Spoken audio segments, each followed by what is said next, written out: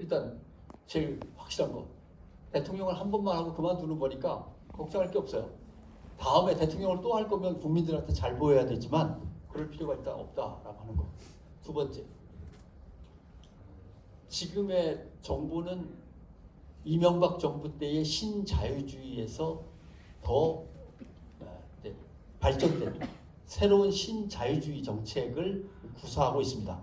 근데 문제는 미국의 신자유주의는 버전이 달라지면서 나름대로 개혁적이고 뭔가 혁신적인 정책들을 좀 포함을 시켰는데, 대한민국의 두 번째 신자유주의는 첫 번째 신자유주의보다도 오히려 못해요. 그게 문제입니다만은 일단 기본 틀로는 신자유주의입니다. 그래서 세 번째, 윤석열 정부가 앞으로 쓸 모든 정책은 어렵고 힘든 서민에 반하는 정책들만 지금 쥐고 있습니다. 네. 그러니까 윤석열 정부로서는 시급해요. 왜냐하면 꺼내 놓는 것마다 국민들이 싫어할 것밖에 안 남았어요. 기업들하고 재벌들이 좋아할 것들은 꽤 있죠. 네. 그러나 대부분의 정책은 세금을 깎아도 갖고 있는 사람들 세금을 깎아주고, 네. 그 다음에 최저임금은 뭐 어떻게든 억제하고, 그 다음 근로시간은 공장에서 일 시키는 사람들이 마음껏 시킬 수 있도록 일단 69시간으로 올려볼까요 말까요? 갖고 있는 모든 정책은 신자유주의적인 정책인데, 신자유주의 정책은 이명박 정부 때는 그래도 찬반이 뭔가 이렇게 오고 갈 수 있었지만, 그로부터 십몇 년이 지난 지금에는 그 신자유주의 정책은 국민들의 정서에 맞을 수가 없습니다. MZ세대 취향에 맞을 수가 없어요. 그러니까 지금 갖고 있는 모든 정책은 꺼내 들 때마다 국민의 정서에 반하는 거기 때문에, 그러려면 어떻게 해야 되나요? 그러려면 제가 대통령이라도 내가 갖고 있는 모든 카드가 국민 다수에게 마음에 안 드는 정책들만 꺼낼 거라면 제가 제일 먼저 할 일은 언론을 밟아가지고 말을 잘 듣게 하는 겁니다. 네. 그리고 그거는 이미 법으로 다 마련이 되어 있습니다. KBS, MBC, YTN, 연합 다 정부가 지원하고 정부가 이사를 보내는 걸로 되어 있으니까, 그리고 정치권이 이사를 보내고, 그러니까 하나씩 방송들을 장악하고, 그 다음에 신문은 그럼 알아서 잘 되고 있으니까 뭐 하지 말래도 알아서 잘 돌아가고 있는 조직이니까 놔두고, 이렇게 되면은 언론을 자기들 손으로 당겨와서 한 편으로 만들고, 자기네가 무슨 정책을 내놓든 간에 기본적인 35%의 지지율은 어떻게든 유지가 되고, 선거 때 되면 이제 또 확 불이 붙으면서 끌고 갈 수 있으니까 다음 총선을 향해서 그렇게 가고 있는 거죠. 이것이 이제 한국 언론과 정치가 얽혀 있는 계략의 모습을 설명을 드린 거고, 글쎄요, 뭐 드릴 말씀 많지만 희망적인 얘기가 하나도 없기 때문에 언론을 바꿀 수 있냐? 없습니다. 왜냐하면 하나만 더 예를 든다면, 언론을 어떻게 바꿀 수 없느냐? 대한민국 언론사에 이제 아까 대충 한 70개, 80개 정도가 포털에서 뉴스를 검색하면 등장하는 주요 언론사라고 칠 때, 그 중에 한 35에서 40%는 소유주가 건설사입니다.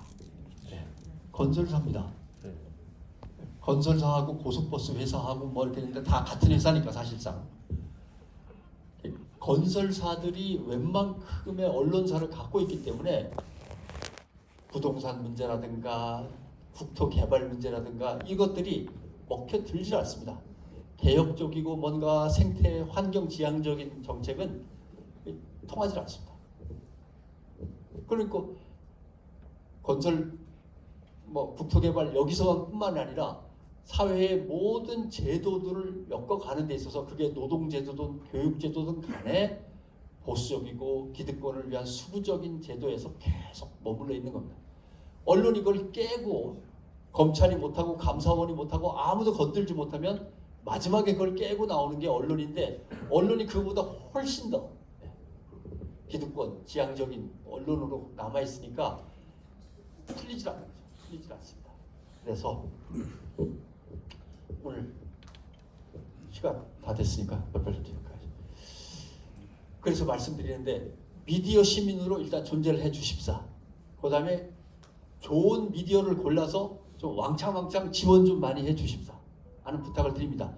그 다음에는 아예 시민들끼리 뭉쳐서 시민 미디어를 만들어도 좋습니다. 그러면 미디어 시민으로 존재하는 방식은 뭐냐?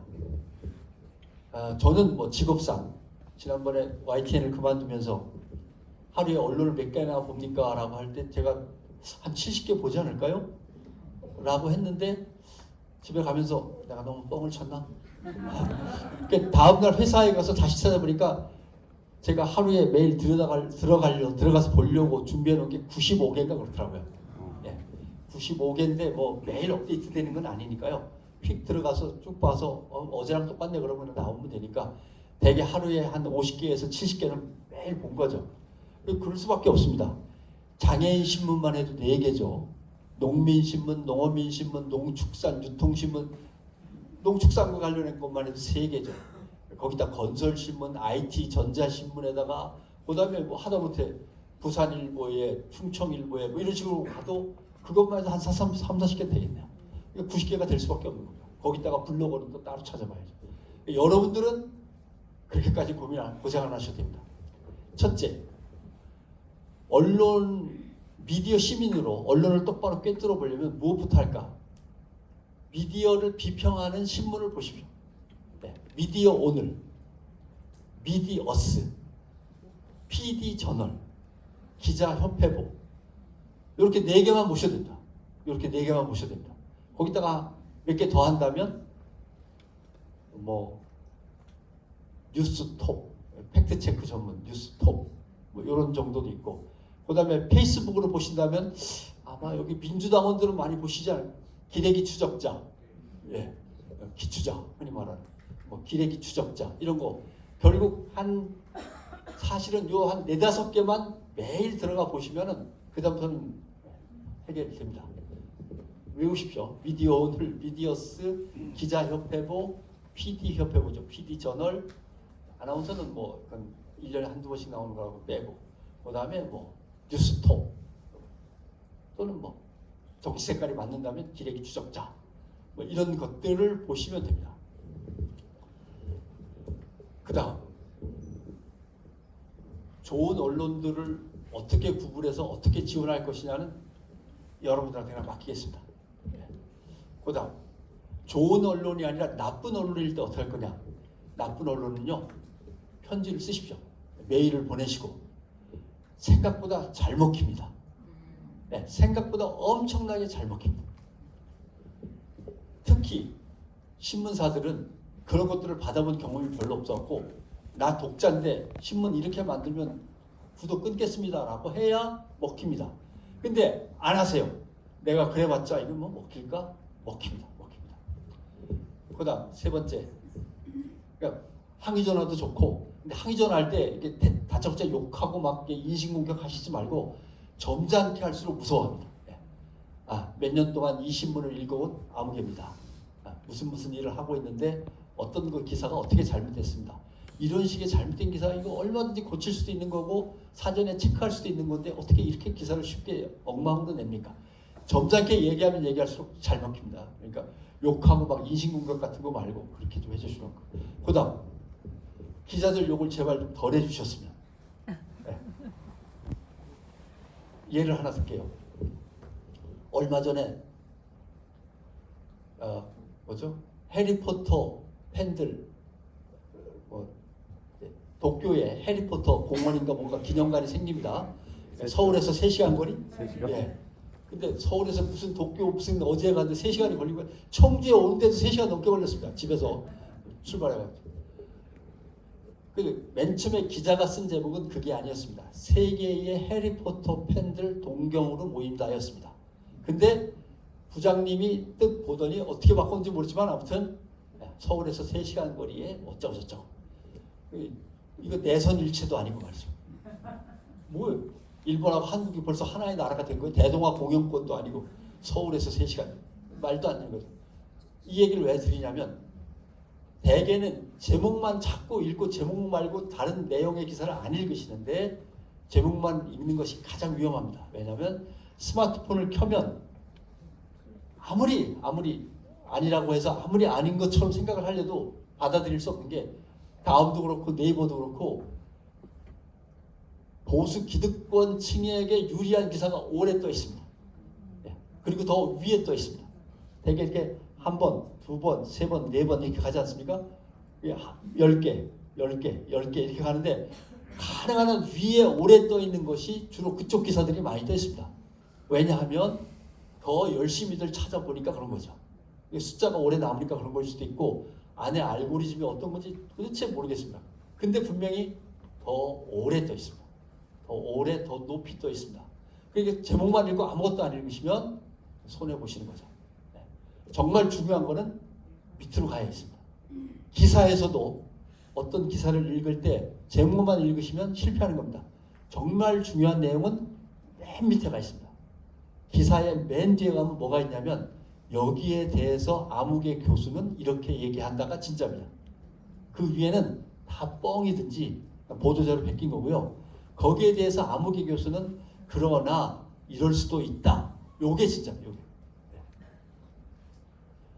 주식 투자하시는 분들 혹시 계신지 모르겠습니다만 증권 분석 쭉 기사 났을 때 앞에는 다 돈벌이 하려는 기사고 맨 뒤에 그러나 아무개 분석가는 이렇지 않을 수도 있다고 이런 분석을 내놨다. 이 부분이 핵심일 수가 있습니다.